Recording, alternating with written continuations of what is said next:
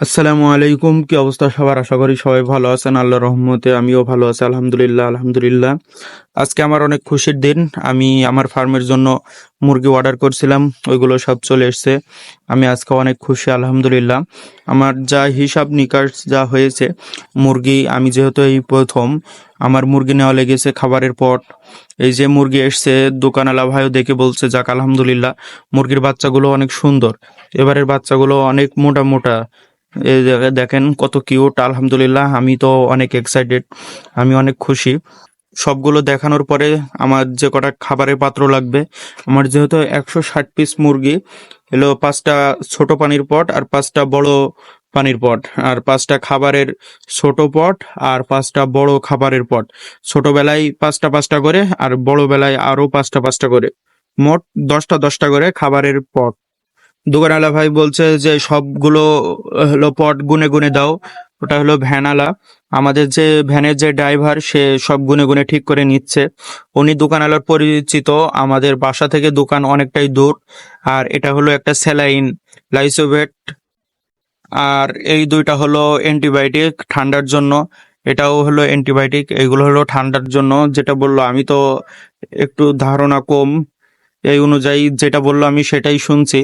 যে মুরগির যে স্যালাইন দিয়েছে, অনেক রাস্তায় দৌড়াদৌড়ি, অনেক হলো ক্লান্তির পরে স্যালাইন খাওয়াই দিলে মোটামুটি মুরগি অনেকটাই সুস্থ হয়ে যায় নাকি, দোকানওয়ালা ভাই এটাই বললো।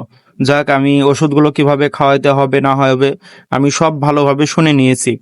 যা পোলট্রির বাচ্চা, খাবারের পট, তারপরে খাবার বোর্ড, যা লাগে টোটাল একটা হিসাব নিকাশ করে সবগুলো নিয়ে ভ্যানে তুলে দিয়েছি, যাতে সবগুলো একবারে চলে যায়। আমি ভাবছিলাম যত খাবার লাগে, খাবার বাচ্চা সব একসাথে নিয়ে যাব, আমার গাড়ি ভাড়াটা এখানে সেভ হবে। তখন দোকানওয়ালা ভাই বলছে না, সব একবারে নিয়ে গেলে একটু সমস্যা। আমি বাসায় নিয়ে এসেছি, আসার পরে যত বাচ্চা আছে আমি সব প্রথম তো এই জন্য একটু গুনে গুনে দিচ্ছি আর কি, দেখি কয়টা আছে।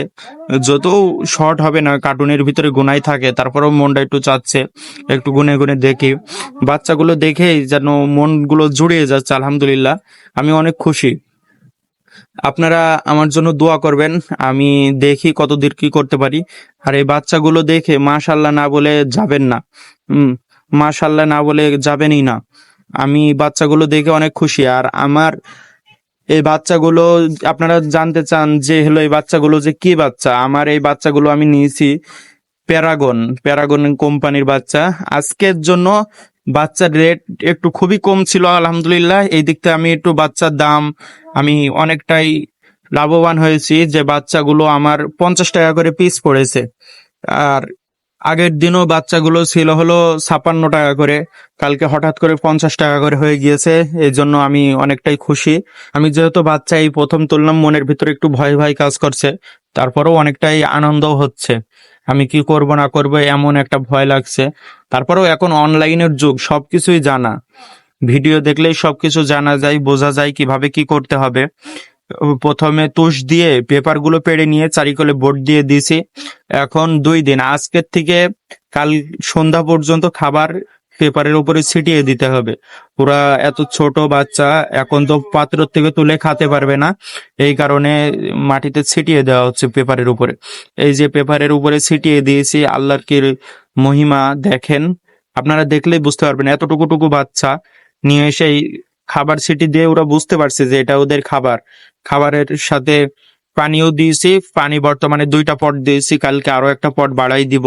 আজকের ভিডিওটা এই পর্যন্তই, দেখা হবে আবারও পরবর্তী আপডেট নিয়ে। আসসালামু আলাইকুম আ রহমতুল্লাহ।